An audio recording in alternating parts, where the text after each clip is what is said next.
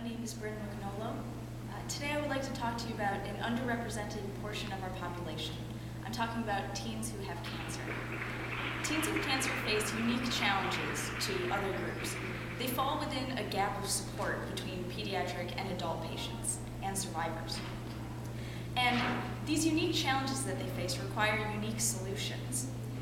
So one of our possible solutions has been found in the peer support network, Teens Living with Cancer.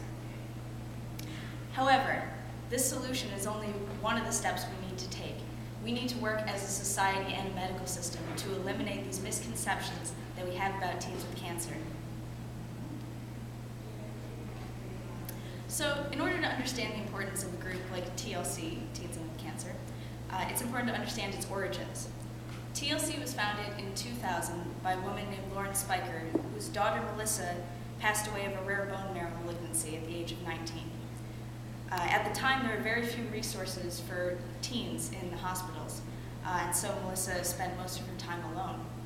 And so it became Lauren's mission to help close this gap for teens. And today I would like to talk to you about joining us in this mission. At the time of the founding of TLC, it coincided with a study from the National Cancer Institute. As you can see, over the years of 1975 to 1997, there was about a 1% increase in the survival rates of most of the age groups, except, however, between the ages of 15 and 39. This was the first time that this age group really got some attention from the medical system. It was given the label of the adolescent young adults. Now, there's a problem with this bracket at large. A 15-year-old is very different from a 39-year-old. While more attention is given to this group because of this differentiation, it's difficult for these people to receive the support they need because of the large age bracket. Now, take for instance, this is a comparison of the age groups. If you look at the far side, it's ages 15 to 39, and you can see it's between about 7,000 number of observed cases. Now look over there at, as you get up, notice the scale is far and beyond that the older you get. And the problem with this is that many of the resources that are given to the entire adolescent young adult age grouping are funneled towards the higher incidence of cases, namely the young adult portion of the AYA age grouping. So that leaves the adolescents at a loss. There are a lot of resources that are not being funneled into groups that specifically help teens. So this is something that TLC has set out to fix. So what are the challenges that teens with cancer face? Well, distance and isolation.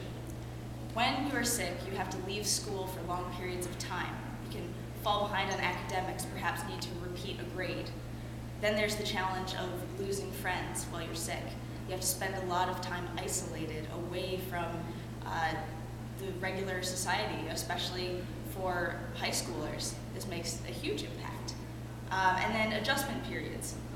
The transition into cancer is generally very quick. And also the transition into remission after cancer can be just as rapid.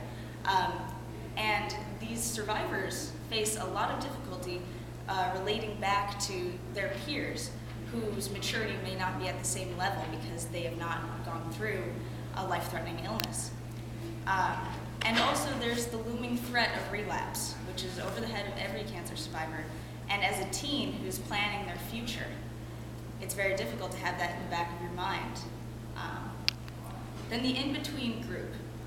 As adolescents, they are not pediatric or adult patients. In the past decade, the support in the medical system for the teen age group has increased by a lot. However, there's still more we could be doing. These teens cannot be grouped in with those younger than them or older than them. That's one of the things that TLC does. They bring in not only the 15 to 19 age group, but also the younger teens, 12, 13, 14, those who don't really fit in the pediatric ward either. And finally, misconceptions, which is one thing I really want you to take away from today.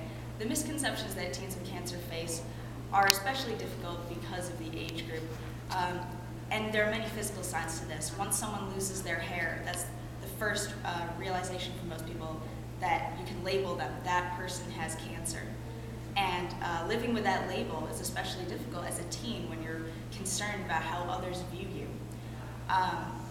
So there's misconceptions that all teens with cancer are not happy, but that's not necessarily true, as we'll see in the next few slides. So the solutions.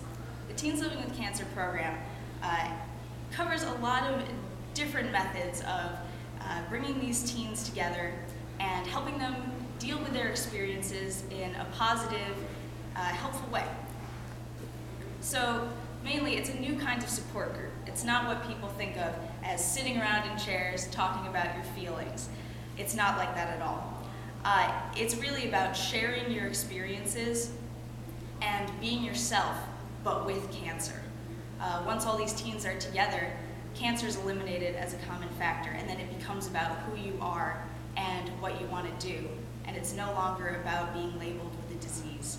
And part of this are some of the programs they offer, like TLC Fit, which helps teens build up their stamina and muscles after being ill so that they can get back to activities like sports that they had to leave behind. And also the Adirondacks trip. This past summer, TLC became the first known group of teen cancer survivors to climb a mountain. So really it's about self-empowering and being the person you want to be along with cancer. Cancer is just a part of it, so it is not who you are. Also, interconnections and outreach. Teens Living with Cancer does a lot of community-based projects to teach people about what it's really like to be a teen with cancer, to eliminate these misconceptions.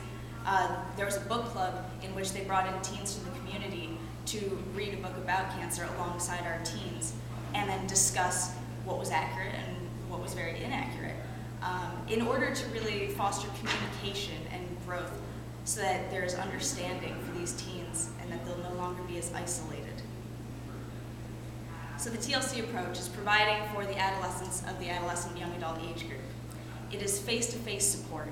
At its conception, TLC began as a website, and so once we established an actual center in Rochester, New York, many were able to actually come and have physical meetings in the center, and as anyone will tell you, there's nothing like a TLC hug.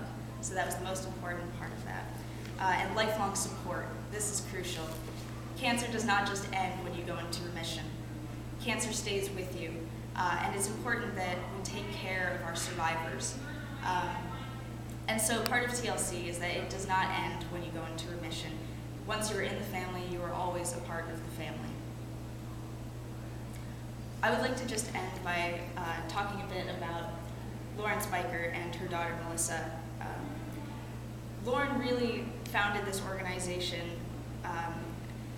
as a result of what happened 3 nights before Melissa died.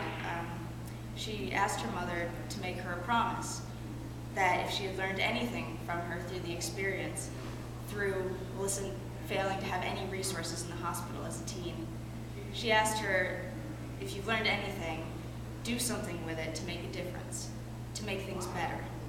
And so TLC's mission today is to make things better for even just one teen going through this experience.